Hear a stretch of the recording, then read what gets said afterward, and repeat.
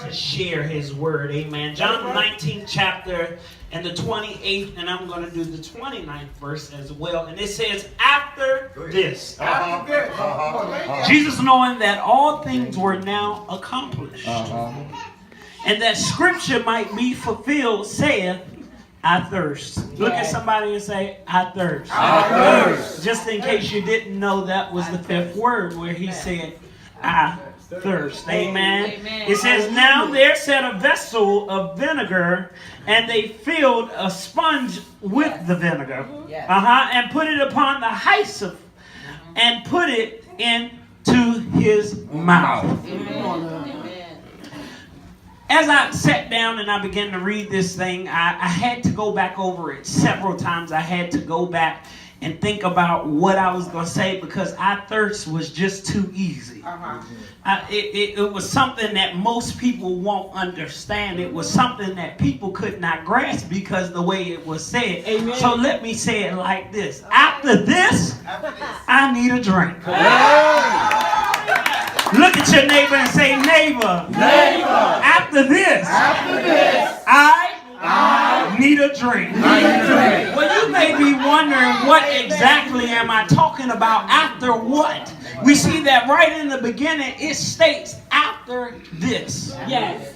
Right there it catches me because there was a comma after this. So it said after this, comma. And usually when I was in grammar school, they told us anytime that there was a comma, there was a thought and there was a stop right there. That's right. That after this, well, when we look at the situation that Jesus was going through and we look at where he is, we look at him up on the cross and we say, after what?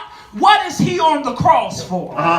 We say to ourselves, we say, after this, I just don't understand. Why is it Jesus is suddenly thirsting for something? And it was funny to me because it said after this, it says Jesus. It said after this, Jesus, knowing that all things were accomplished. After this, Jesus, knowing that all things were accomplished, so therefore his task at this point was complete. I wish I had a witness in here. I ain't got too much longer, but I'm going to take you back a little bit. I want you to understand that at this point in time, when Jesus is on the cross, he is now thinking back of all the things that have transpired in his life.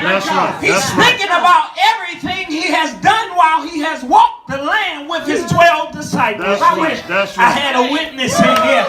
After this, what is after this? Well, after Jesus had raised Lazarus from the dead. After Jesus had turned water into wine. Come on, somebody. After Jesus had healed the woman with the issue of blood. I wish I had a witness in here.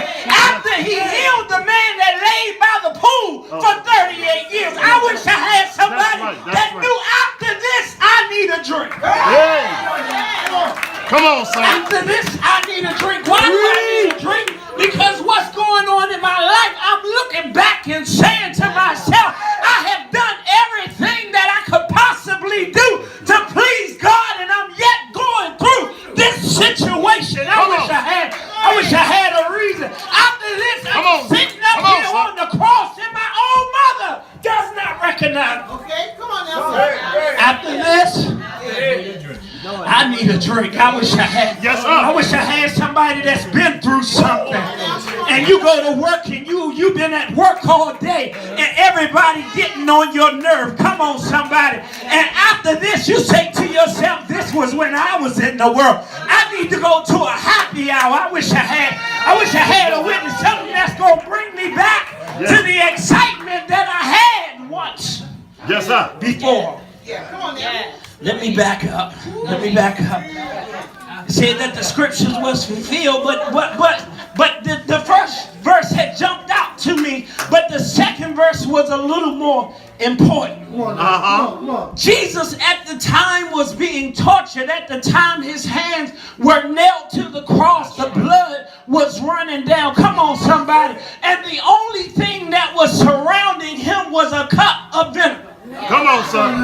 One of the main things that will make you quinge up, I wish I had a witness here. Something that will make you feel worse than what you already feel. So which means to tell me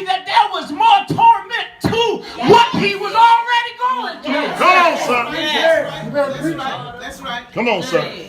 And they took the vinegar, they put it on the sponge. They put it on the sponge. But what got me, Daryl, is that I had to go look up what a hyssop was. I had to look up what a hyssop was. And I said, well, what was so important about this plant? Just in case you don't know, this is a plant that's quite minty. At the same time, it's full of oil. That's right. I wish I had somebody that knew. I got oil in my vessel and my lamp trimmed and burning, and I'm going to be ready when the bridegroom comes. So what am I saying? Is what I found out. I had to Google vinegar because I had to make sure that this thing would pop in my head correctly. And I come to find out that vinegar heals the blood. Yeah. You better say it, sir. Yes, sir.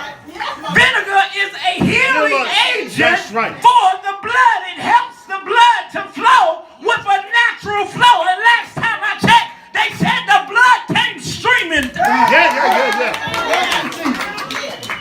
What was this hyssop? This hyssop was the plant. This hyssop was a plant that had oil in it. I wish I had a witness. And last time I checked, I went and Googled what exactly this plant does. Well, what it does is a thickening agent for the blood. It's a thickening agent for the blood. What are you saying? What I'm saying is at the same time that they thought that they were tormenting Jesus even worse, what they didn't know was they was healing him of the blood. At this point, they are now purifying his blood. I wish I had a witness in here.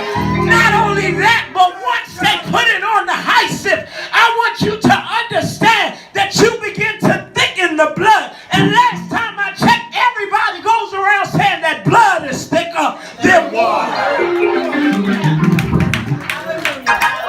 What are you saying? Pastor Jeremiah, what I'm saying is that now at this point, when you thought you were hurting me, all you doing is connecting me thicker to my God. I wish I had after this, I need a drink. Come on, somebody. I want you to understand is that it may have been to them a natural thirst when they heard him say, I thirst. But I want you to understand, I begin to look at that thing spiritually. And when I begin to look at it spiritually, I said, after this, Jesus, knowing that everything was accomplished, because he knew everything was accomplished, it was time now that he said, now that I have conquered everything here on earth, it's time for me now to thirst more for my heavenly home. Let me back up. Y'all feel my help in here. I've been shaking ever since I got here because last time I checked that it was because of the blood that I come to church every Sunday morning.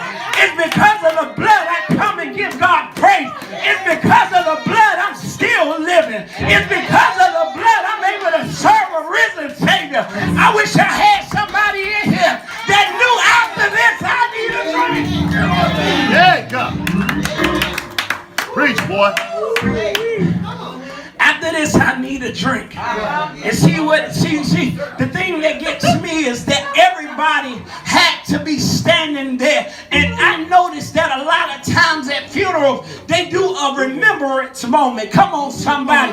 A time of reflection, if you will. A time for people to tell of the great things that you've done. Come on, somebody. How many of you know that when they sat at the cross, how many of you know, I know that somebody sat there and said, I can remember when Jesus did this. I can remember when Jesus did that. Does anybody have a moment when you remember what Jesus did for you? I wish I had a witness in here. Things may not seem like you want them to seem right now. Things may be getting bitter for you right now. But let me tell you something. Everybody that's bringing the vinegar to you is doing nothing but purifying the blood that's inside of you. And when they bring it to you, they're putting it on a hyssop. And what I'm saying is that they're thickening the blood. And that they're making it stronger for you to get closer to God. And I want you to know, once I've completed down here, once I'm done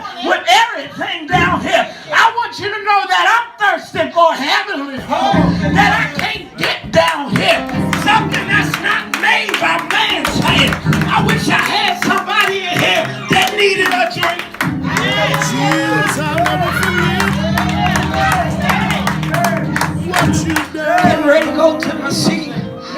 ready to go to my seat, but I want you to understand is that after you have been through all the hell that you can go through, come on somebody, after you have served as much as you can serve, after you have sang in the choir as much as you, come on, I wish I had a witness, after you have told your testimony as much as you can tell your testimony, all you are doing is thirsting for the anointing of God to come over your life.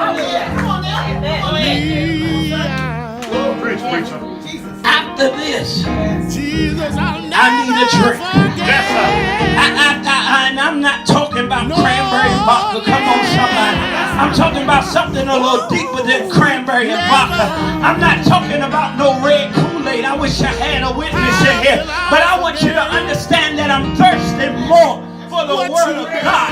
I'm thirsting more for his anointing to take me higher. I'm thirsting more for his power to shake me, mold me, and roll me into what he wants me to be. After this, I need me free. How could I forget, Lord, how you brought me